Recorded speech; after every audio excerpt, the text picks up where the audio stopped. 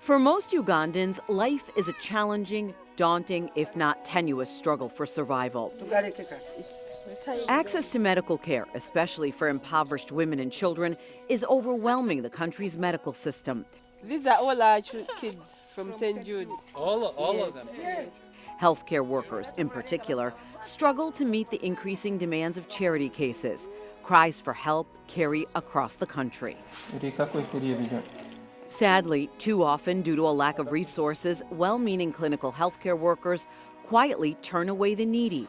Denied treatment and medication, and knowing there are very few treatment options available, these poor are stranded in despair.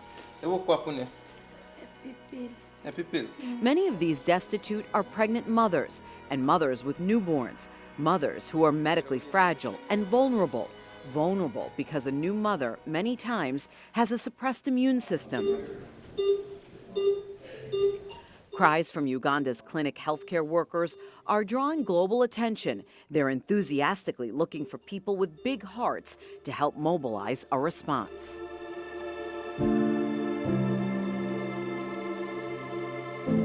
Uganda straddles the equator in sub-Saharan Africa. It can be a dichotomy. While it can be breathtakingly beautiful, many services can be shockingly overwhelmed. Epidemic malaria is rampant. And this year, medical providers in the country's central district are battling a new strain of Ebola. In a country of 44 million people, half is younger than 15 years old. Average life expectancy is only 59. Poverty and the absence of actual affordable medical care is an unforgiving cycle. UNICEF reports 41% of Ugandans live on less than $2 a day, well below the poverty line. It's estimated a staggering 70% of Ugandans entering a clinic can't fully pay for their medicine or services. Hope for transformative change requires a concerted effort from supportive global partners. How does medical care in Uganda differ from that in the United States? In the U.S., per 100,000 people, there are 295 physicians. In Uganda, 8. UNICEF reports 1 out of every 49 Ugandan mothers will die of maternal complications related to pregnancy or baby delivery. Acute medical care is especially complicated in rural areas where 76% of Ugandans live. Many will delay getting medical attention, knowing how difficult the journey ahead could be. Families may walk miles over mountainous terrain, carrying their loved ones on stretchers or balanced on the back of scooters to reach urgent care. However, getting to a clinic with little or no money is particularly frightening. Without money, they must rely on charity, praying they get treated. Some are unable to pay. 40%, they struggle and they pay. They may not cover all the fees. You can contribute like 200 or 250 and we excuse the rest. So we talk to them and many times we just let them go. An idealistic national healthcare system uses services from both public and private providers. Healthcare access in Uganda relies on a referral system within specific districts. These referrals are required to even walk into one of these medical centers. Without this referral, treatment is dim. The services should be free to everyone, not just those who pay. Keeping clinic doors open seems pretty simple. It's a balancing act. Doctors, staff, and medicine must be paid for by someone. Patients and government-backed programs pay for these services. Sadly, government assistance is lacking.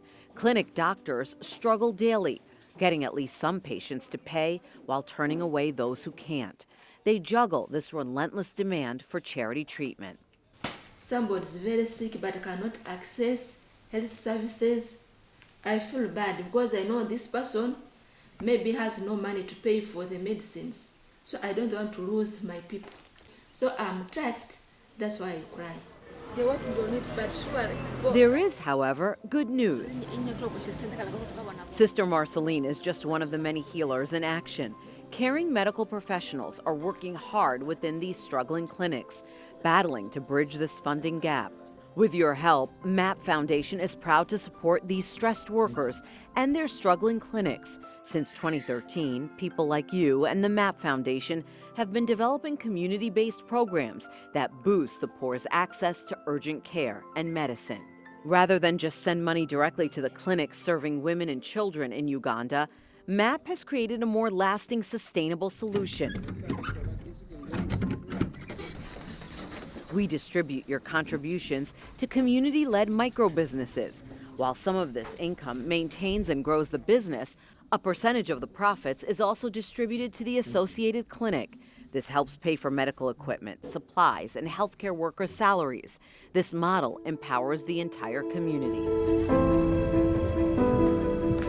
Our mission began with its first medical facility back in 2013, St. Jude Clinic in Nakafuma.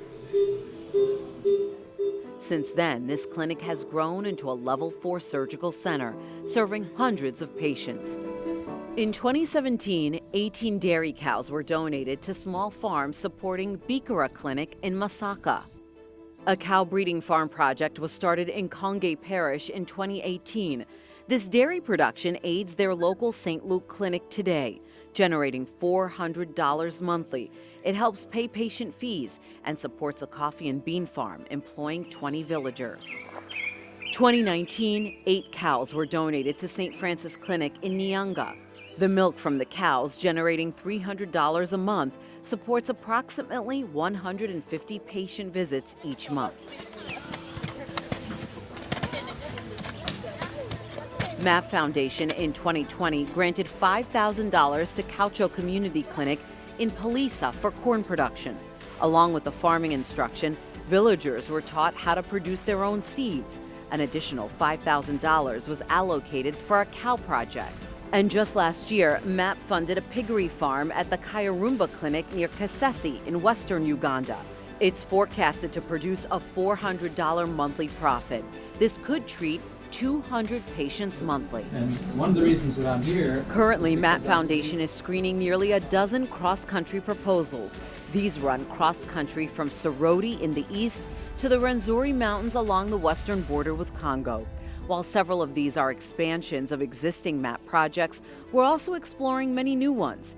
Each project, though, is united behind common goals. Provide healers with a tangible means to maintain accessible medical care for their communities, especially vulnerable mothers and babies. Make sure these healers have more than just hope, but a tangible financial means to maintain accessible medical care. I think what is really most important and critical is patient care. As we speak now, those challenges of being disorganized here and there, but eventually what is most important is that we have continued giving care to the patients.